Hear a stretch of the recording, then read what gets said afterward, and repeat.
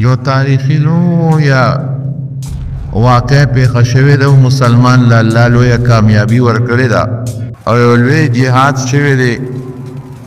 هغې ته غزوه خندق وایي غزوه احزاب هم ورته وایي او غزوه خندق هم په شوال د رکوټ اختر په میاشت کې په 15 هجره کې دا شوی دی غزوه خندق ورته په دې وجه وایي چې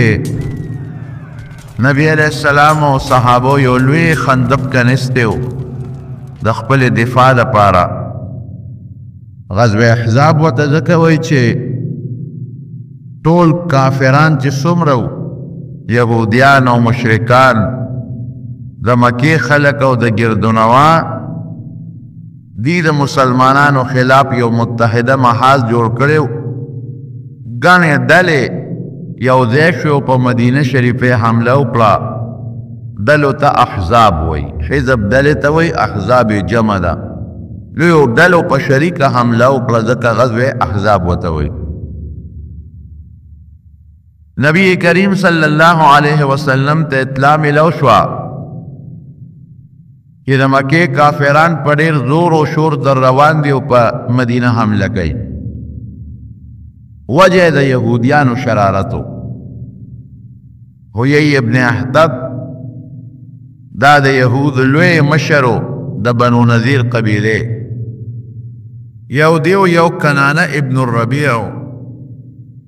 دا دواړه لاړل مکې مکرمې ته او د مکې کافرانې د حضور پاک خلاف بل وکړل هغې خواسم پله کې بغض و حسد و د حیی ابن احطب او کنانه ابن الربیع ورته وویل چې تاسو راځئ تاسو د باره حمله وکړئ او د دننه نه به درسره زه ملګری شم مسلمانان به ختم کو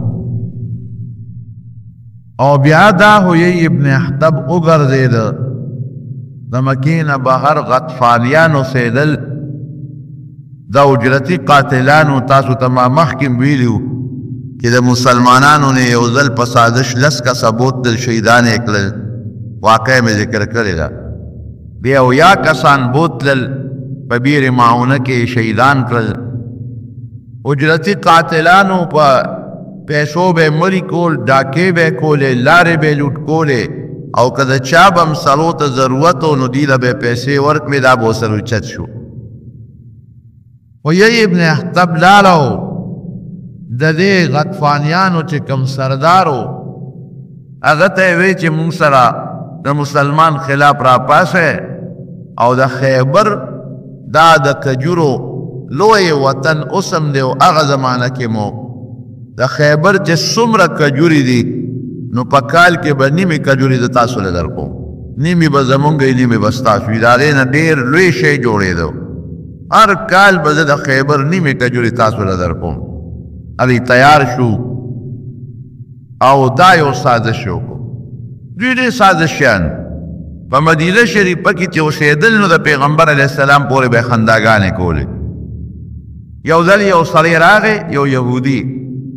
او په پیغمبر علیه السلام یې سلام واچو دوی السلام علیک مونږ وایو السلام علیک یا السلام علیکم هغه وی السلام علیک سام هلاکت او مرګ ته وایي بی بی عایشه صدیقه ناسته وه پې پوه شوه او ته غصه شوه وی علیکم السلام واللعنه وی تاسو باندې د هلاکت و په تاسو د خدای لعنت نبی علیہ السلام بی بی عایشه ته وی علیک بالرفق وی عایشه نرمی کوه سختی مه کوه وی د الله رسول تا ونه لیدل چې هغې درته څه ووی درته یې وی السلام علیک ته دې هلاک شي خیری درته وکړه نبی علیہ السلام وفرمایل وی تا ونه لیدل چې ما ورته څه ووی ما وی وعلیک یعنی دا تا چې څه ووی دا دې پته یي نو وی د هغې خیرې زما په حق کې نه تبلیږي او زما خیره الله د هغې په حق کې قبلوي خو ظالمان پوهېږي نه نو ګوره دومره حرامیانو چې دا سلام به هم سم نه اچو اوس هم ګورې بعضې خلک دا سلام غلط وي سام لفظ استعمالوي سلام علیک سلام علیک سام هلاکت ته وي مرګ ته وي تباهۍ ته وي نو د پښتنو طریقه دا ده چې مضبوط الفاظو سره وایه السلام علیک، السلام علیکم، دا سلام اچوه. دارنګې خط چې چاته لیږي هم پکې سلام اچوه. ډېر خلک عموما د واده خطونه چې لیږي نو السلام علیکم پکې نه وایي او څوک پکې بسم الله هم نه لیکي د خط په اول کې، بسم الله الرحمن الرحیم پکې نه لیکي. هلکه راولې یاره وایي د دې خط څوک خیال نه ساتي، د دې څوک حفاظت نه کوي. نه حفاظت یې پته نه دی ته چې خط لیږي مسلمان ته یې لیږي پوه شو حفاظت یې کوی شه. دا تا چې پکې د خدای نوم لید ته چې پکې لاندې لیکي عبدالله د خدای نوم رانه، ته چې پکې د پیغمبر نوم محمد پکې لاندې راځي د پیغمبر نوم نه دی، نو چې بیا د واده هغه نومونه خو لس نومونه پکې لاندې تا لیکلي. په هغه لسو نومونو کې چې د چا په نوم کې د خدای نوم راځي، د چا په نوم کې د پیغمبر نوم راځي، نو بیا دا هم مه لیکه کنه. ولې چې بې قدري کېږي، د بسم الله بې قدري کېږي او ته بسم الله نه لیکې نو ستا په نوم کې د خدای نوم دی الله دی پکې محمد دی پکې، نو بیا د دې بې قدري کېږي دا ولې لیکې؟ نو دا هسې فضول خبره ده. کلم چې خط چاته لیکې که د وادي مکمل لیکې بسم الله الرحمن الرحیم او بیا السلام علیکم خو برابر. دا د خط آداب دی. نبی کریم صلی الله علیه وسلم چې څومره خطونه لیکلي دي، ګوره کافرانو ته چې خطونه لیکلي دي بسم الله پکې لیکلي ده. دی سوچ نو څه چې د کافر ته د خط لیږم او د بسم الله احترام به نه کوي او د بسم الله ادب به نه ساتي. نو چې نبی علیہ السلام کافر ته بسم الله لیکلی ده، بسم الله الرحمن الرحیم. او سلیمان علیہ السلام خط الله په قرآن شریف کې نقل کړی دی، نو هغه بلقیس ته خط لیکه. بلقیس هغه وخت کې کافره وه او خط یې ورته لیکه انه من سلیمان وانه بسم الله الرحمن الرحیم الله تعلو علی واتونی مسلمین. نو هغه ګوره سلیمان علیہ السلام د بسم الله ورته ولیکله، هغه چاته چې لیږي هغه کافره ده. نو کافر خو د بسم الله احترام نه کوي. یا حضور پاک چې کافر ته خط لیږي بسم الله پکې لیکي نو ورته پته ده چې یا به احترام کوي یا به نه کوي. کسرا ته خط ولیږه نبی علیہ السلام بسم الله الرحمن الرحیم پکې لیکلی وه او کسرا ته چې خط ورسېد نو هغه وشلو، د پیغمبر علیہ السلام خط یې وشلو. حضور پاک ورته خیره وکړه، خیره پرې ولګېده خو د هغه رئیس مریض ختم شو. نو خط کې به دا نه وی چې هغه احترام کوي که نه کوي، دا هغه کار دی کوي که نه کوي. مسلمان دی ته پرې ښه ګمان کوه چې هغه مسلمان دی او مسلمان به خامخا د خدای د نوم احترام کوي او د بسم الله د قرآن شریف د رعایت به احترام کوي. نو خط کې خامخا بسم الله الرحمن الرحیم پوره لیکې، السلام علیکم پوره وایې. دا د پیغمبر علیہ السلام طریقه ده. نو دوی به وي نبی علیہ السلام د برالل وی السلام علیک، دا به د دوی یو د پیغمبر علیہ السلام پته به خیره کوله. یا بعضې صحابه برالل هغوی به نبی علیہ السلام ته راعنا. قرآن شریف کې الله فرمایي مونږ لحاظ وکړه، لکه مونږ پښتو کې وایو مهرباني. مهرباني دا چې زه په تا مهربان یم یا ته په ما مهربان یم، دا یو لفظ د مهرباني. مهرباني دغه رنګې هغوی به راعنا، د مونږ لحاظ وکړه. لحاظ دا دی چې مونږ ته سبق وښایه، مونږ ته قرآن وښایه، مونږ له څه شی راکړه. نو دی یهودیانو به څه وی دوی چې برالل نبی علیہ السلام لا نو دوی باره کې لږ د ځانه زیاتې وکړو وی راعینا، دی عین له به یې لږ زور ورکړه یې به یې پکې جوړه کړه. راعینا معنا دا چې ته زمونږ شپونکی یې او یو سترګې به یې ښکته کړې پټ پټ به یو بل پورې یو بل سره خندل چې دا دی ګوره مونږ د نبي علیہ السلام بې ادبي وکړه. الله قرآن شریف کې مسلمانان منې کړل وی دا راعینا مه وایې ځکه دوی یې د بې ادبۍ په شکل استعمالوي، یہ پکې زیاتی. انظرنا وایه چې د الله رسول زمونږ خیال وساته، زمونږ ته نظر وکړه او زمونږ متعلق ښه سوچ وکړه. نو دا دې پورې مې وی کې یهودیان دا ډېر سازشیانو نو دوی لاړل د مکې خلک یې راپار کړل او غطفانیانو سره دا وعده وکړه چې د خیبر نوي کجورې به ستاسو وي و د مسلمان خلاف راپاسې. لوی لښکر د 100,000 کسانو تیار شو مدینه باندې د حملې، د 100,000 مضبوط لښکر دی. حضور پاک ته چې کله اطلاع راغله نبی علیہ السلام فوراً د صحابو میټینګ راوغوښت، وی څوک مدینه کې پاتې شو او کبار ورته وځو. حضرت سلمان فارسی رضی الله عنه د فارس و، هغه ته د خپل علاقې او طریقه معلومه وه. هغه د الله رسوله زمونږ په علاقه کې چې په چا دومره درون لښکر راشي یو خندق کنئ مونږ به یو خندق ډېر چاپېره وکنو او هغې میانځ کې به شو کافر به راشي نو په خندق خو به نشي راتلی او که چې په خندق راځي نو لاس به خامخا لګئ توره به خامخا غاړې ته اچئ مونږ به یې په کاڼو په غشو وړو په خپله به تښتي نبی کریم صلی الله علیه وسلم ته دا خبره خوښه شوه او مدینه منوره کې یو غر د جبل سلع ورته وایي د هغې غر شاته پیغمبر علیه السلام لال او په خپله باندې کر خراخ کا صحابو ته وی دلته خندق وکنه وی شا به شروع کې یو طرف ته غر دی جبل سلع بل طرف ته اوس هم هلته مساجد سبعه خمسه به یې ورته وی مخکې اووه جوماتونو مساجد سبعه بیا دوه روان شو نو پنځه پاتې شو مساجد خمسه اوس هغه ټول روان شوي دي زما په خیال کې درې جوماتونه پاتې دي یو بره د غر په غونډۍ په سر دی مسجد فتح ورته وایي اوس هم شته دغه جومات لکوټې اوس وخت کال په دې عمره کې چې زه ورغلمه نو هغې ته یې جرنده اچولی څوک ورته پرېږدي نه او مخکې یو پکې خلکو دوه رکاته مونځ کو نبي علیه السلام دقه ځای مونځ کړی او د حضور پاک خیمه یو وخت کې په دغه ځای وه لاندې یو بل جومات دی مسجد سلمان فارسي ورته وایي او یو بل جومات دی مسجد عمر بل حضرت مسجد ابوبکر بل مسجد عثمان دی بل مسجد علی دی نو سیر وان کړي دي یو درې جومات شته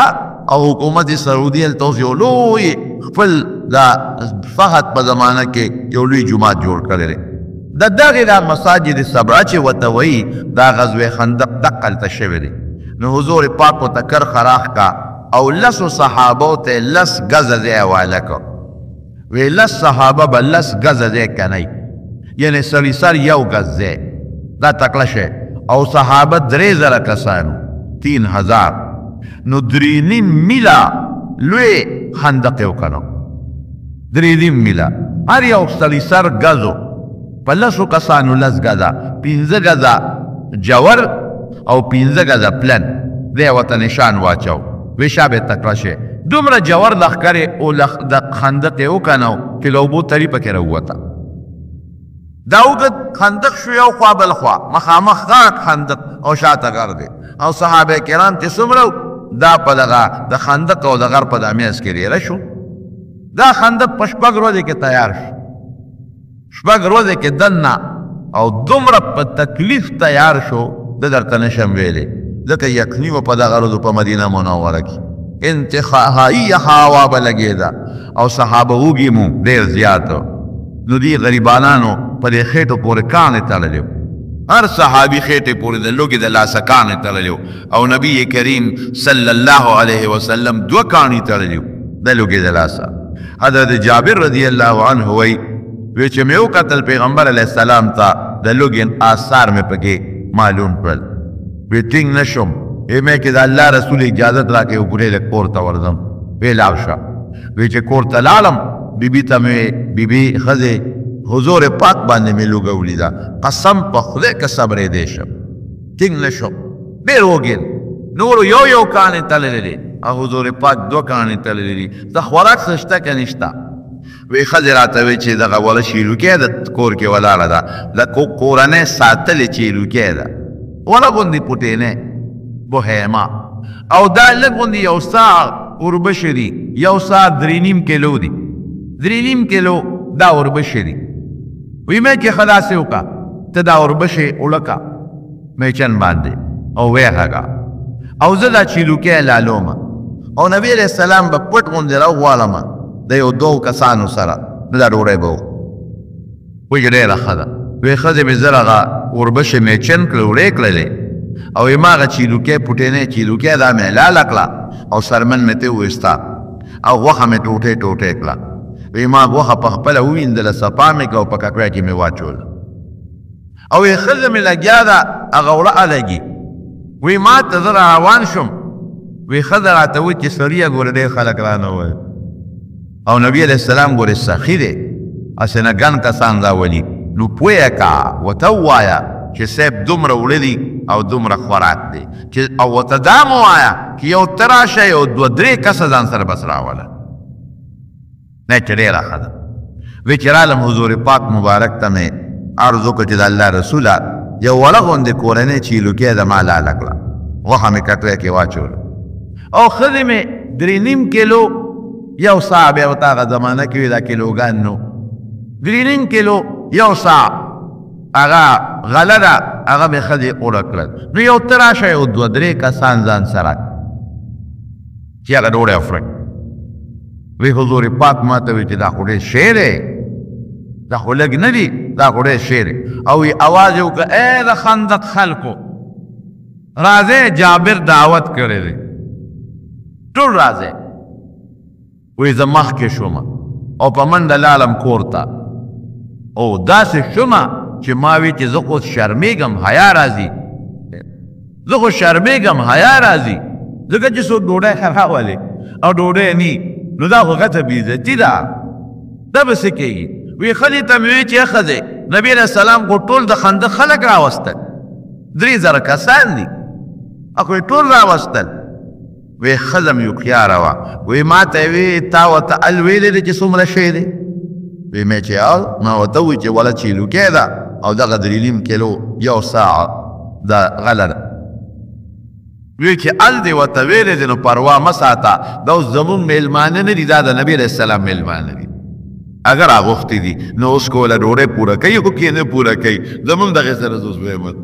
وایي چې کله یې زه رخصتولم وی حضور پاک راته وفرمایل چې ښځې ته دې ووایه چې لا ډوډۍ نه پخوي زه درځم زما مخکې به پخوي او کټوۍ هم لا ده نظري نه مه کوزوې زه به درځم وی چې څنګه نبي علیه السلام راغی وی ما ته وی کټوۍ دې کم دی د مې سید دغه د پنغلي پرته ده وی لارې مبارکې پکې توکله دی یاره زه وایم دا صحابه څونه خوش قسمت و هغه خوراکونه خېټو ته تللي دي چې په کومو کې د رسول الله مبارک لاړې شاملې دي څومره مبارک خلک دی بعضې خلک اوس هم صحابو پسې بد رد وایي دا سپېره خلک دی دا د پیغمبر دشمنان خلک دی زما دوستانو پسې چې څوک کنځل کي دی ما سره بغضي زه یې خوښ یم زما دوستان مې هم خوښي نو چې د چا الله خوښي د خدای رسول به یې خوښي او که د چا د خدای رسول سره مینئ د خدای د رسول دوستانو سره به یې مینئ چې هغه صحابه کرام قسم دی چې دوی څونه محنت کړی دا دین خو موږ ته د دې نه مخه را رسېدلی دی کدی دا محنت نه وی کړی دا خواري نه وکړي دا کوششونه نه وی کړي تاسو تما تېره جمعه مخکې جمعه د احد قصه وکړه د بدر مې درته وکړه بیر معونه په داسې حالتونو کې چې د غریبانو ډوډۍ به نه وه جامې به یې نه وي شلېدلې جامې به وې او د دې دین دپاره هغوی څومره مشقتونه جهادونه او څومره محنت وکړو موږ ته تیاره نوړی را رسېدلې ده نو صحابو پسې نبي علیه السلام فرمایي یو ځل وفرمایي وی ای خلکا ولې زما ملګرو پسې خبرې ونه کې پام کوئ ولې زما ملګرو پسې خبرې ونه کې زما ملګرې د هغې نه د غشو ټاکې مه جوړوئ لکه په غشي چې تاسو هدفونه ولې پام کوئ زما ملګرو پسې خبرې ونه کې او بیا فرمایي الله الله فی اصحابي اوہو سخت جمله الله الله د خدای نه ویریږئ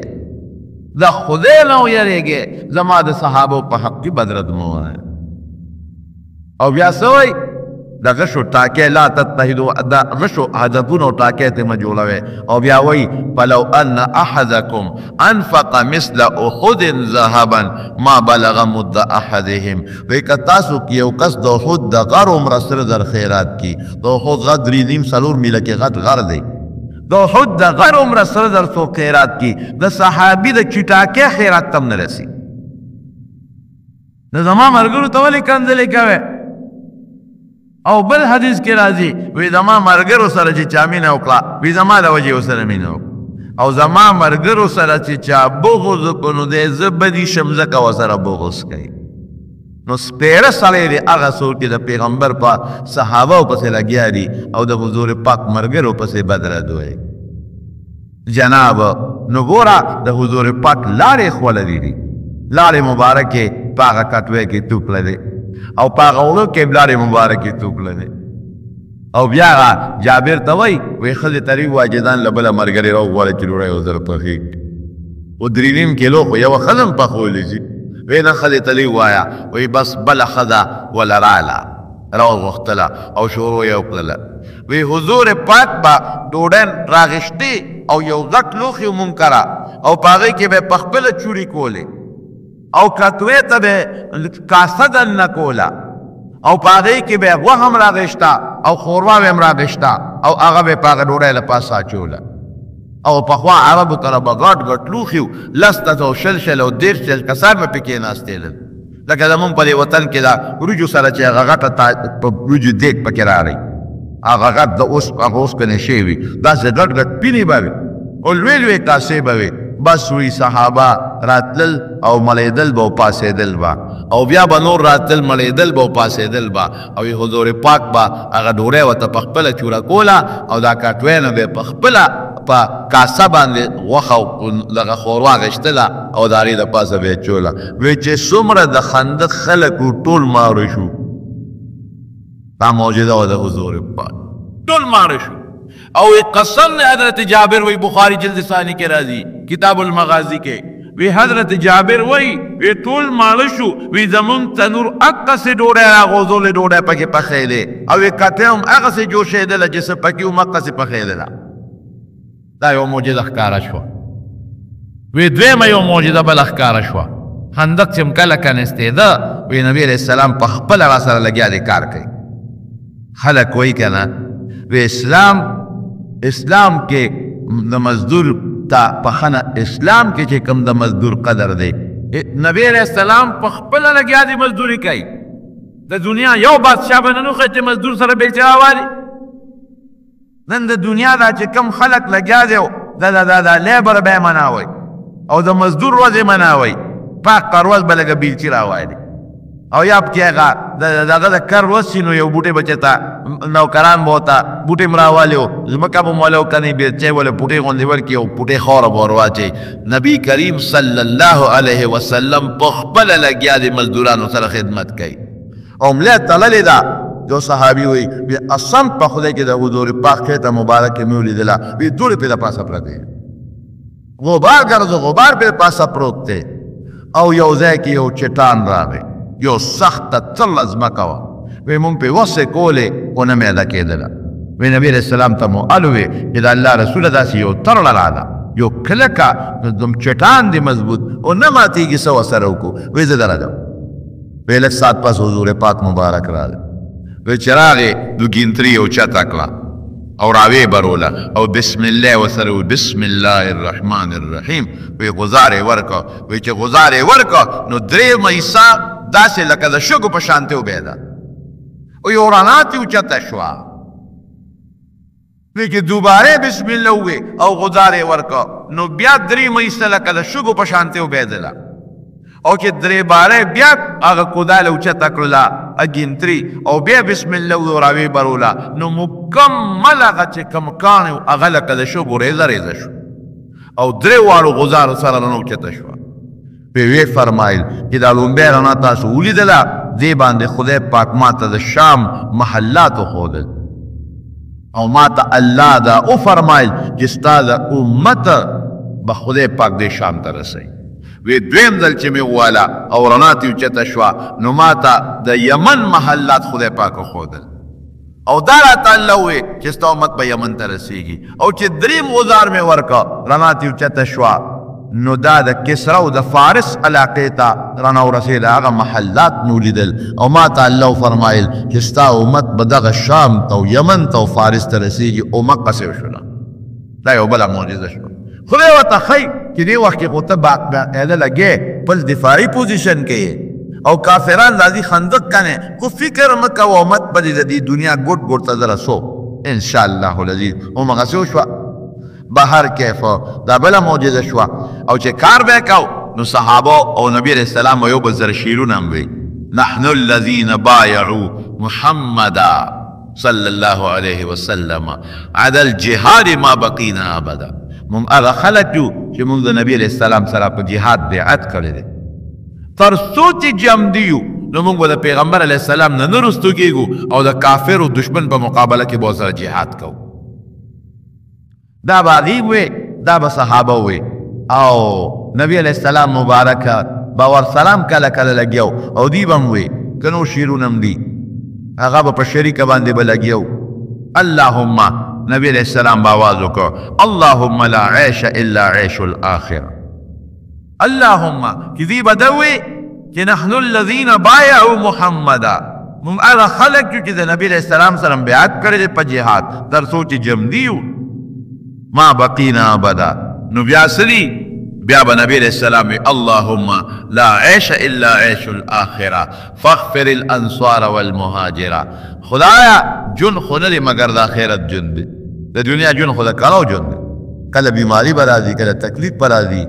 کله جګړه برازي، کله فتنه برازي. لا عيش الا عيش الاخره پورا کامل جن د دنیا نه دی د آخرت ته. فاغفر الانصار والمهاجره پورا د انصار او مهاجرین او بازي. دا دعا به ته په خندق کې کولا نو چې په دومره تکلیف کې صحابان لګیا د الله د په تکلیف په برداشت کوي او حضور پاک هم لګیا د خدای لپاره تکلیف برداشت کوي او ګیم دی یخلیم کېږي. د تاسو وایي چې دا دعا به خدای قبلې کې ونه قبلې.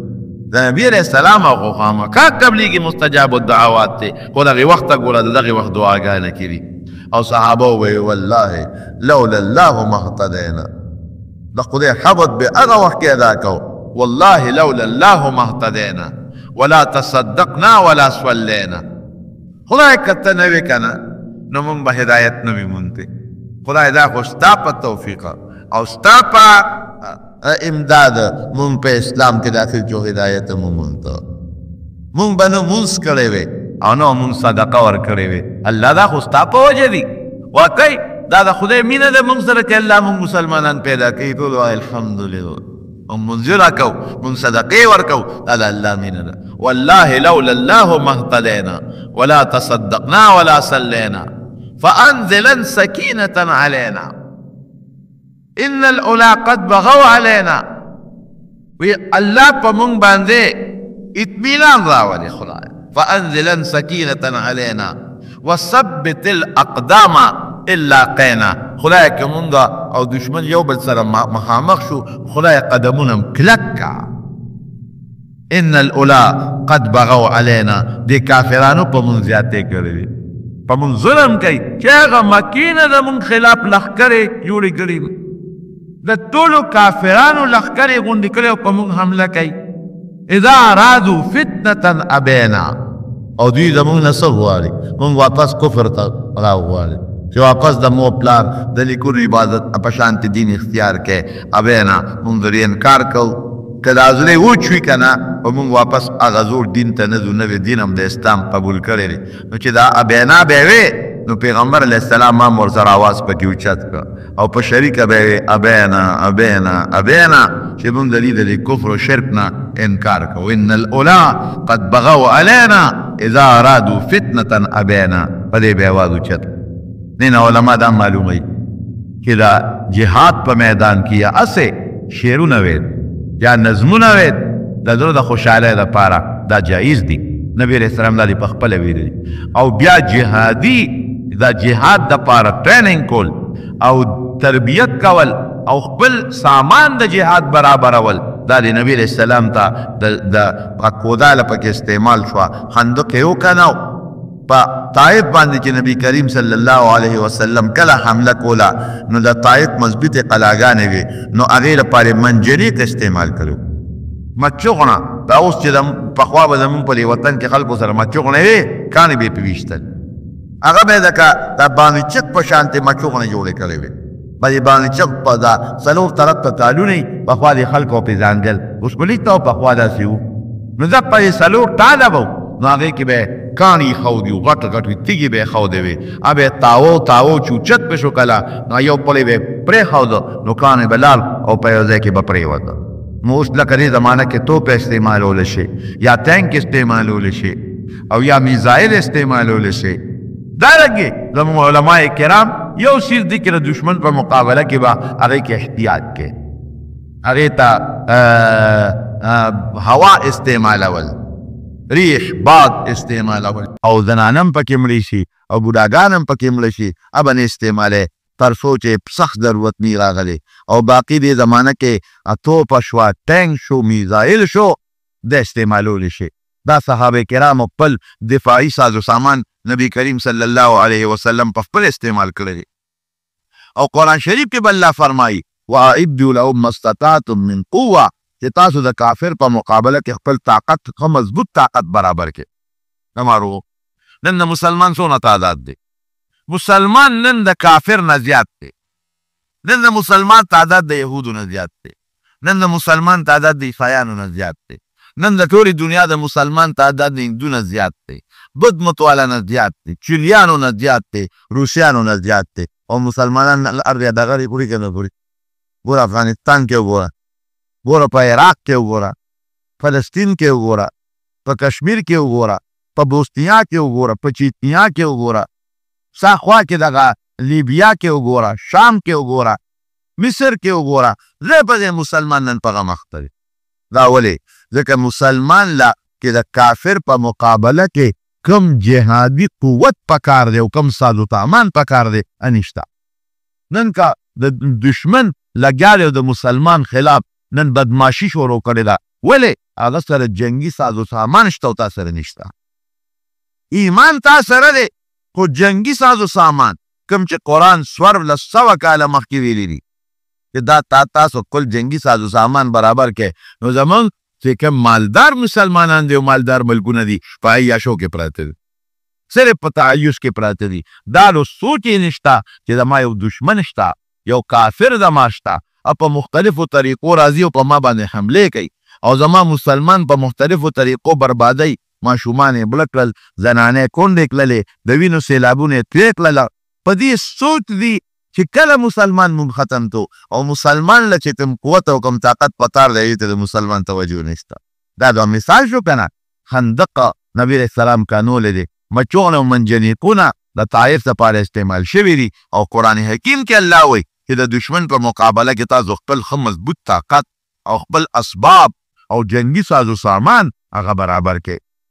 بهر کې دا خندق په تیار شو او برابر شو دې کې یو بل همداسې وله غوندې پېښه شوه یو صحابي دی د نبي علیه السلام نه اجازت وغوښتې وی صاحبه ما له لږ اجازت راکړه کور ته ځو دا قانون دی چې په جهاد کې بې د امیر د اجازت نه به کار نه کوې د امیر تابعداري به کوې د هغه نه به اجازت غواړئ نبي علیه السلام ورته ویې لاړ شو چې لاړه دا صحابي کور ته د سره خو نیزه وه صحابه خو به خامخا وسله ځان سره ګرځوله چې دې سیند کور ته ورغلل بیبي د دروازې بار ولاړه ده نو عرب خو غیرتي خلک وو دې پې شکي شو چې زما دا ښځه دروازې نه بار سیند چاته ولاړه نو نه یې ځای نیغه کړه ښځې ته وایي ته بار سیند ولاړه ښځې ورته ما پرېږده راشه کور ته کور کې لوی غم پېښ دی ځکه راتښتېدلې یم بار ته وایي څه چل دی وایي ته خو راننوځه چې دې سیند کور ته ورغی لوی ښامار په کور کې پروت دی لوی اجدها ده وی دې مار له وجې نه زه در تښتېدلی یم دروازې ته به ده سره خو وی نیزه وه هغه نیزې هغه سوک یې راواغېسته او د مار په دې سر یې کېښود خو چې زور یې سینګ ورکړه دې مار له نو مار یو چغه وویله دا ښځی وی په دې پوه نه شم چې مار مخکې مړ شو که زما خاوند مخکې مړ شو مار هم مړ شو خاوند مې پرېوت دی مړ شو د خدایا دا شو نبی کریم صلی الله علیه وسلم ته مې الوی بیا چې الله رسول دکړه چلی وکړه مار له په نیزه پې سر کېښوده مار هم مړ شو او زما خاوند هم مړ شو په دې پوهېده شم چې کوم یو مخکې مړ شو دواړه یو ځای مړه شو نبی علیه السلام وفرمایل چې ان لبیوتکم عوامره چې ستاسو په کورونو کې پیریان اوسېږي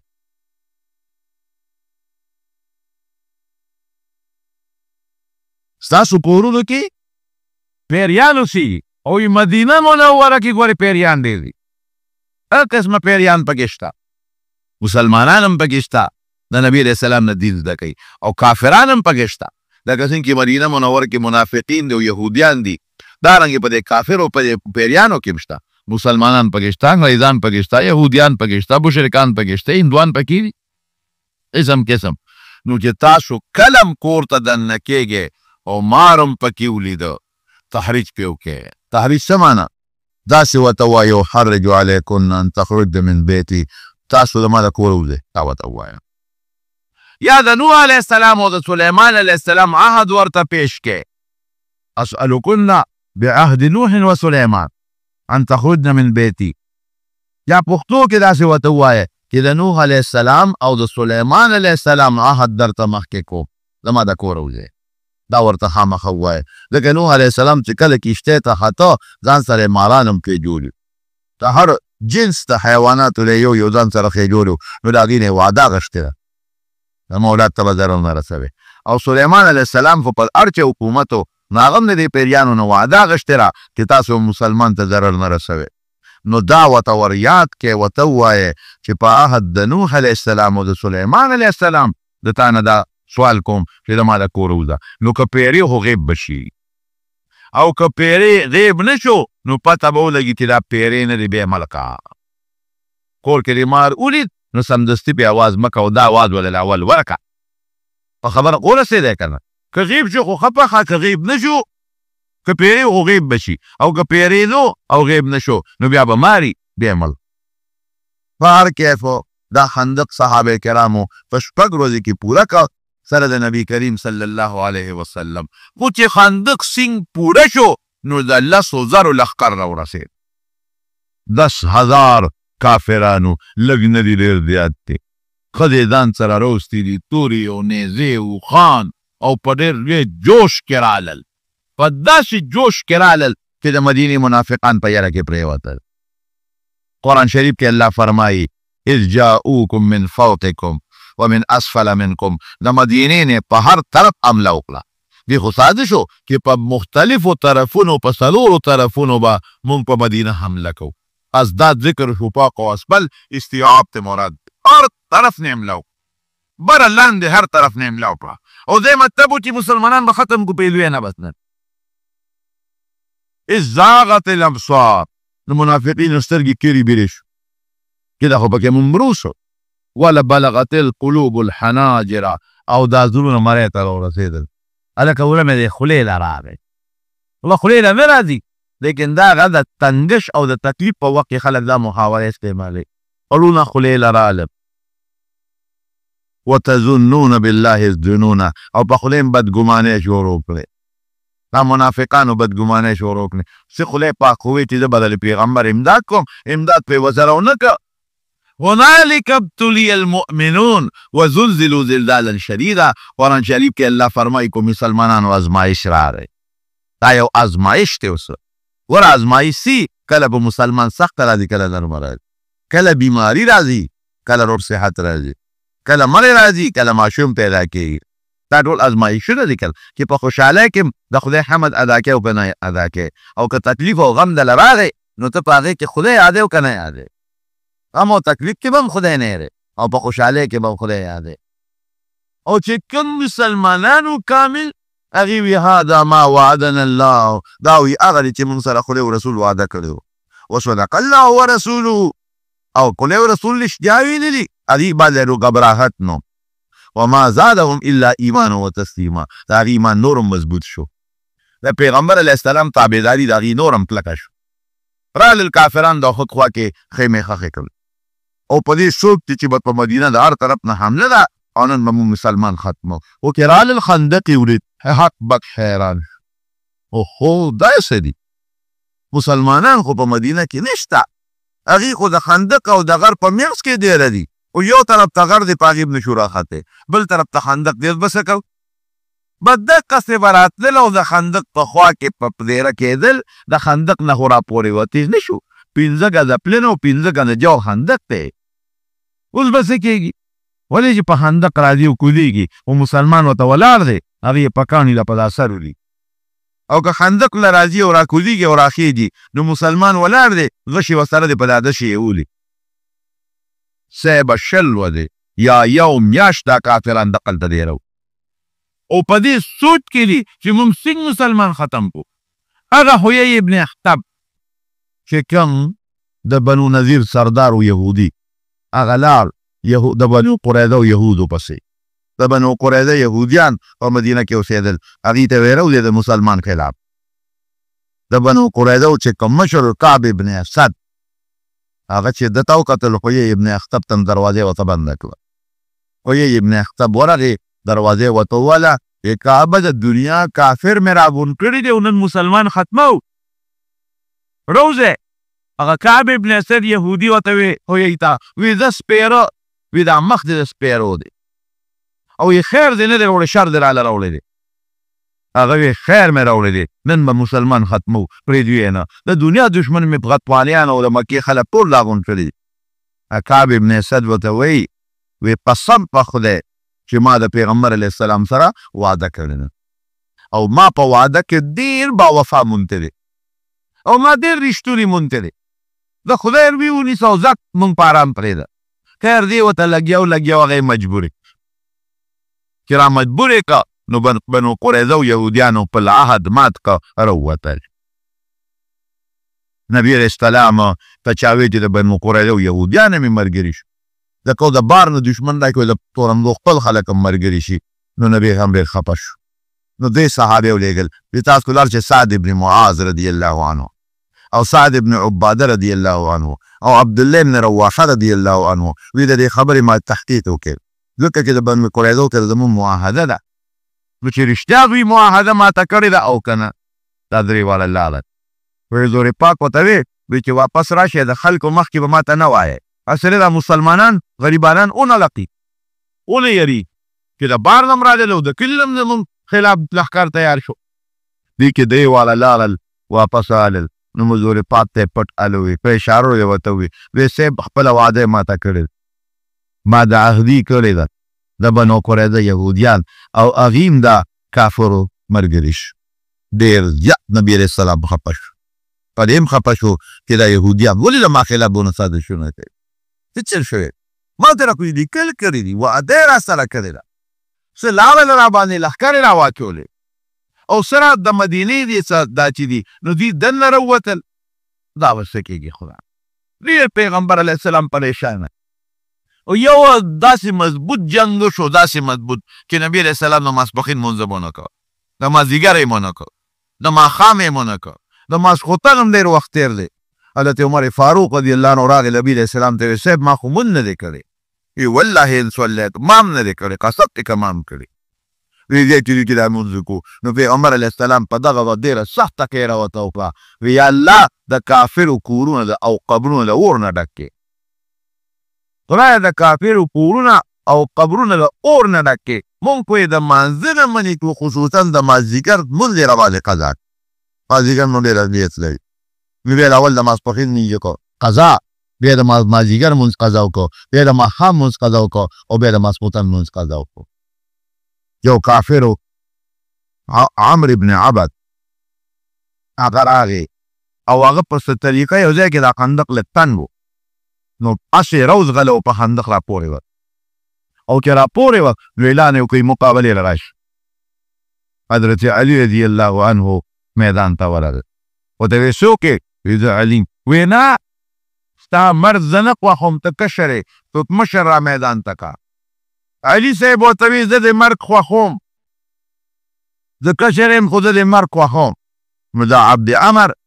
دی ورته د اس نه د عمرو ابن عبد د اس نه ورته کوز شو چې کوز شو کوزېدو سره دا ډېر بدماش و کوزېدو سره په حضرت علي ګزارو په توره حاجي صاحب سره دال او ځان یې بد چې سر یې لږ زخمي شو او نور بد شو او چې څنګه ده غزار وکړه او حاجي صاحب بیا تور وکېته کړه او غزار یې داسې مضبوط ورکړه چې هغه د اوسپنې زغره ټولې وه ځان یې مکمل په اوسپنه کې پټ کړ او حضرت حاجي صاحب داسې مضبوط غزار ورکړه چې توره یې د هغه اوسپنې نه م ووته وزې نه م ووته مردار شو خدای مردار یو بل کافرو نوفل ابن عمر نوفل ابن عبدالله هغه رامنډه کړې هغه وی زه به نن ځم او د مسلمانانو د پیغمبر به نن وژنم پرېږدم یې نه لکه دومره لوی خندق چې دی وی زما داسې اس دی چې د خندق نه پورې غاړه توپ ویلی شي توره لاس کې واغېسته او بعیني چې کوم دی کې حضور پاک ولاړو په دقه دی په خندق راغی او چې څنګه یې اس راوځغلو چې دا به د خندق نه توپ کړي زما اس او نیغ ورته پیغمبر علیه السلام په توره غزار کوم خو چې څنګه اس له پوپ ورکړه نو اس یې په خندق کې لاندې پرېوته سره دا او دا سپ یې مات شو مردار شو چې مردار شو کافر وی 10,000 درهم به درکړو او د دې نوفل دا لاش راله راکړې 10,000 درهم درکو دا لاش راکې. نبی علیہ السلام وی د مردار نه د لاش علم او نه مې دا مردار او نه پیسې له او نه مې دا مرداره په کار ده. صحابه ته به عقل ورته ورغورځوي. بل څوک وایي چې 10,000 درهم غوړېل شی په جن سامان به پرې والو. حضور پاک وی نه په دې پلیت وجود د کافر نه پیسې غواړه نه مې دا پلیت وجود په کار دی. وی روکېږه دغه شی وله ورکړي. داسې لږ غوندې منډه ته وړی شوې. یو صحابي دی نعیم ابن مسعود غطفاني نبی علیہ السلام نه راغی. وی صاحب وی زما قوم غطفانیان په دې کې پراته دي او وی هغوی ته زما د اسلام پته نه لګي چې دی مسلمان دی. نو که اجازه ته راکړې زه ورځم چې د خپل قوم لږ وشړم پوه یې کړم. نبي اسلام وی ډېره ښه ده زه ورځه الله دې حفاظت وکړه. دی په خندق ورپورې وت او دې غطفانیانو ته ما پېژنې هلکه ته کوم ځای وې؟ هغوی ته پته نه وه چې دی مسلمان شوی دی او مدینې ته تللی دی. ته کوم ځای وې؟ وی دا دې له خوا نه راغلم که حضور پاک ته یې ویې ګورې لږ دروغ به پکې وایم نو جنګ کې دروغ ویلی شي. وی ووایه پکې اجازت دی.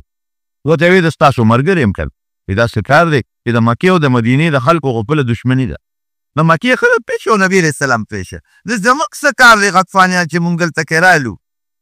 او صرف دې خویې خطا کړو د کجورو په بانه یې راوستو. تاسو څه خیال دی په دې خندق تاسو ورتلی شئ؟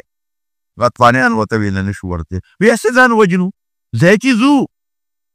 بس هغه هغوی اعلان وکړ وی ځای چې ځو. غطفانیان ترې روان شو. دوی کې خدای پاک طوفان راوست. داسې طوفان الله راوسته قرآن شریف الله فرمایي انزل جنودا لم تروها. داسې لښکرې او باد خدای راوست طوفان چې د دې کافرو خیمې اوچتې کړې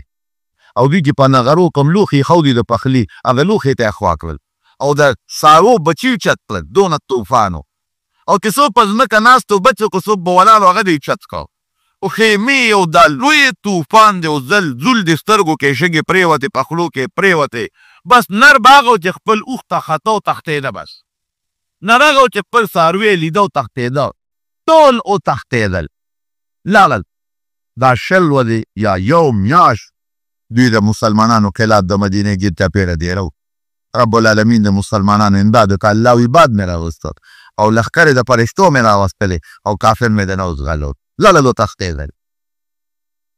نبی علیہ السلام یو اعلان وکړ وی الان نغزوهم ولا یغزوننا. صحابه ته مبارک مشه د دې نه پس به کافر زمون مقابلې له مدینې ته نه راځي. بس دی خیرې راتللو دې نه پس به مونږ ځو بس دی خیرې راتللو. نو دا لیا معرکه دا پیښه شوه دې ته غزوه خندق وایي او غزوه احزاب ورته وایي. زنانه هم پکې لویه توره کړې ده. حضور پاک زنانه په مدینه کې یو قلعه کې بندې کړې او حضرت حسان ابن ثابت رضی الله عنه چې کوم مشهور شاعر د حضور پاک و هغه ته یې تلې زنانو سره کښېنه. دې سپین ږیرو ګوره یو یهودي وره دا بني قریظه یهودیانو خو سازش وکړه واده خلافي یې وکړه. یو یهودي ورغې معلومات کوي چې د ښځو سره څوک فوجان شته که نشته مسلمانان څوک حفاظت کوونکي شته که نشته. حضرت صفیه رضی الله تعالی عنها یهودي صحیح کړ. حضرت حسان ابن ثابت ته وی صفیه د حضور پاک ترور وه د پلار خورې وه. حضرت حسان ته ورشه او پر یهودي ګزار وکړه وی په څه پې وکړم ما سره څه دي؟ وی د خیمې د لرګي واله او پر اثر یې ووه. حضرت حسان مې زه سپین ږیری ما د ګزار کولی شم زه خو نه شم کولی. ښه بس ورغله حضرت صفیه او لرګي اوچت کوه یهودي یې په دا سر ووه چې وی وه مردار. حضرت حسان ابن ثابت ته زه ښځی یم ګوتې نشم وروړی او ته دې اوس ونیته او د خیمې نه د دې قلا نه یې بار ور وغورځوه. د قلا په دیوال دا یهودي راولېدلي نو دا یهودیان به ویریږي وایي به چې مسلمانانو سره صلیب شته په موږ باندې راځي. حضرت حسان وایي زه ګونی هم د دې غورځولی شم زما لاس کې کم دي طاقت دې څنګه ونیسم. نو بیا حضرت صفیه رضی الله عنها ورله او په جامو کې تادرون کې ونیوه او د قلا نه پورې غاړه یې ور وغورځو. هغې کې دا حکمت و چې یهودیان په انتظار و چې مسلمانانو سره صلیب شته که نشته خو چې دی یې وغورځو یهودیان یې لکه صلیب یې سره دی هغه د زمونږ دغه یې ملک ته جاسوس یې راله ملک ته او دونه تپله صلیب یې وتړه چې بار یې راته راوغورځو. خدای حفاظت کوي. نبی علیه السلام یو اواز وکړ وی څوک به لاړ شي او مال به د کافرو خبر راوړي. حضرت زبیر رضی الله عنه پاسه وی زه به لاړ شم. ګوره د خندق نه وراولېدل اسان کار نو، ګران کار و. نبی علیہ السلام بیا آواز وکړو وی څوک به لاړ شي چې ماله د کافرو خبر راوړي، خندق نه ورپورې وي. بیا زبیر پاسېد او یې پاس د ترور زیر بیا کېناست. بیا آواز وکړو څوک به لاړ شي چې ماله د کافرو خبر راوړي. زبیر بیا پاسېد. نبی علیہ السلام وی لکل نبی حواری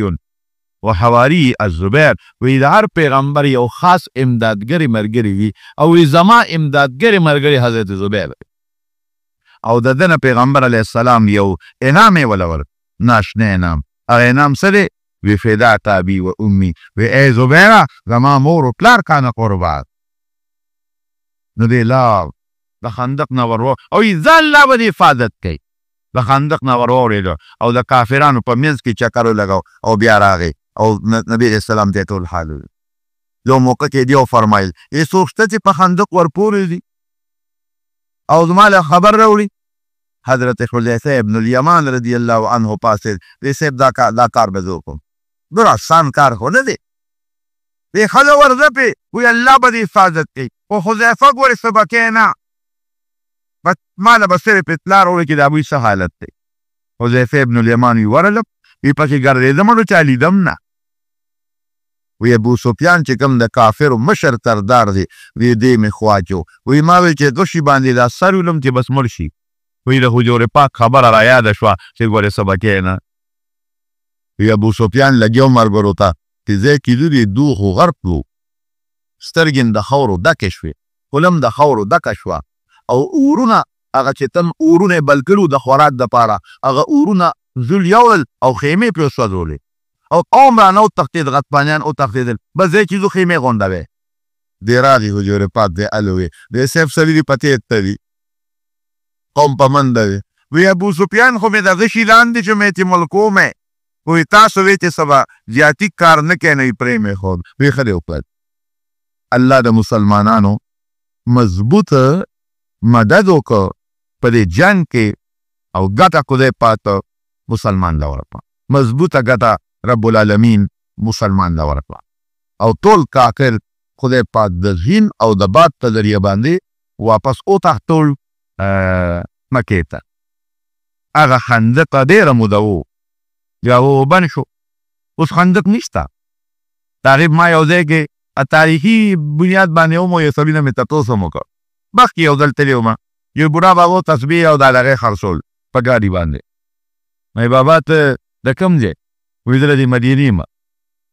ما هغه خندق ځای درته معلوم دی چې هغه کوم ځای کې؟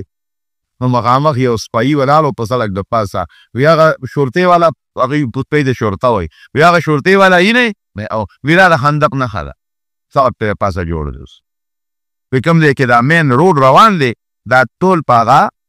خندق د پاسه دی او خوا کې جبل سلع ده. په دغې غر کې یو غار مو ما په خپله هغه غار لیدلی دی. په هغه غر کې شته نبي علیه السلام به عموما د شپې لال هغې کې د آرام او دمه به یې کولو. سخت تکلیف و صحابو ته، نبی کریم صلی الله علیه وسلم ته دا تکلیفات یې برداشت کړل، خدای وله فتح ورکړه، نصرت یې ورکړه. دې کې مو دې خبرې ته اشاره ده مسلمان باندې به تکلیف خامخا راځي. ګوره الله یو جبریل علیه السلام وزر باندې غونه عادیان غرق کړل، غونه سمودیان یې په یو چغه پرې غرق کړل. دلته هم داسې کولی شو، لیکن دې کې د الله حکمت و. ګورې مسلمان ازمایش پرې کوي چې د الله لار کې تاسو ته قرباني ورکوئ که نه ورکوئ. او بل دې کې دا حکمت و چې داسې د اهل مکه خدای نه تباه کول، ځکه الله هم دې خلکو ته بیا وروستو هدایت ور نصیب کړ. دغه ابو سفیان رضی الله عنه چې په احد کې د کافرانو سردار و، په خندق کې د کافرانو سردار و، دا خدای مسلمان کړ. هغه د ابو جهل زوی عکرمه رضی الله عنه چې په بدر کې او په احد کې د کافرو لوی سپهسالار و، خدای مسلمان کړ. هغه خالد ابن ولید رضی الله عنه چې په احد کې د مسلمان خلاف سخت جنګ وکړ او د اسینو د رسالې سپهسالار و، هغه خدای پاک مسلمان کړ. دا اکثریت کافران دا خدای پاک بیا مسلمانان کړي. الله پاک دا حکمتن رون دغه صحابه دي دین لپاره لویه قرباني ورکړې. خدای رسول الله صلی الله علیه وسلم مبارک زندگی ټوله د قربانونه ډکه ټوله د قربانونه اسانه خبره نه ده په دغه قربانو دا دین مونږ ته راورسېده او د دین حفاظت مونږ کوو که بس نبی علیه السلام مبارک خپله ډیوټي پوره کړې ده صحابه خپله ډیوټي پوره کړې ده اوس دا دین دا به مونږ ماخوذ ساتو دا دین به امت ته مونږ رسو د دې دین ابیاري په مونږ باندې ده او دا دین امت ته دعوت او تبلیغ او دین رسول د دې دین دفاع ټول دا زموږ ذمه داري ده تا به شپون ده کوو رب العالمین دی د حضور تاک ورلی د دین تاودلی شوي دین ټول امت ته ورسوي او الله دې زموږ نه ناراضي شي په دې پارټي د مسلمانانو اتفاق نصیب څومره کافران چې نن د مسلمان خلاف برسري پیکار دي رب ذوالجلال دې ذلیل او رسوا کړي خدای دې ذلیل او رسوا کړي خدای دې ذلیل او رسوا کړي الله ته زموږ د مجاهدینو حفاظت وکړي خدای زموږ د مسلمانانو حفاظت وکړو خدای زموږ د مسلمانانو اتصاب نصیب کړي پروردګاره زموږ دا وطن او ټول اسلامي ملکونه په دین او په اسلام آباد کړي او ته اتصاب نصیب کړي مریضانو دپاره به وکړه چې الله شفا ورکړي یو مریض دی په هسپتال کې یعنې یو ملګری د جنۍ د دې مرد د هغه والد صاحب دی هارټ اټیک ورته شوی دی با ورته وکړه چې الله ورته شفا ورکړي الله روغ صحت یې نصیب کړي یو بل ملګری د هغې تور کې مریضات دی الله دې شفا ورکړي د بل دوست بچي نشته دعا ورته وکړه چې الله تعالی ورته نارینه اولاد ورکړي زموږ د بابي صاحب علی دی پور والا وفات شوي دعا وکړه چې الله مغفرت نصیب کړي د آخرت په سفر الله د راحت او د خوشحالو کې د چا مردګان وفات دي خدای دې ټولو بخي الله یې زموږ نه راضي سي خدای پاک دې زموږ په زړه کې د دین رڼا واچوي او خدای پاک دې زموږ مشران ټول بخي او الله تعالی دې زموږ نه د دنیا او د آخر خیر او برکت ته الله من راکړي او د دنیا او د آخر د فتنو او د غمونو او د آفتونو نه رب العالمین په امن کې وساتي په چا چې اولاد نیکړی د نارینه اولاد ورکړي چاته څه مشکلات وي خدای مشکلات پریشانې او ټینشنونه ور په خوشحالو باندې بدل کې رب ذوالجلال ته زموږ نه راضي شي خدای ته زموږ نه راضي شي خدای ته زموږ ګناهونه معاف کړي خدای جنت الفردوس هم نصیب کړي خدای د ځنکدن او د قبر د عذاب نه مو ساتي خدای د رسول الله صلی الله علیه وسلم محبت هم ربونو کې واچوي خدای د هغې تابعداري هم نصیبه کړي رب العالمین د هغې د جنډې لاندې هم جنت ته بوتلی کړي د هغې د مبارک لاس د حوض کوثر یې در نصیب کړي دې حاضره جمع کې چې د چا په زړه کې څه حاجت وي خدای ته حاجت پوره کړي الله ته څوک بېروزګاره دی خدای د حلالو روزګار یې نصیب کړو خدای ته د چا تنخوا ده پکې برکت والا واچوي څوک زمینداري کوي ته رزق پې برکت واچوي او څوک نوکرۍ نشته او روزګار یې ایسته ته وله ښه روزګار ورکړي پروردګاره ته زموږ نه راضي شي وصلی الله تعالی علی خیر خلقه محمد وآله وصحبه اجمعین برحمتک یا ارحم الراحمین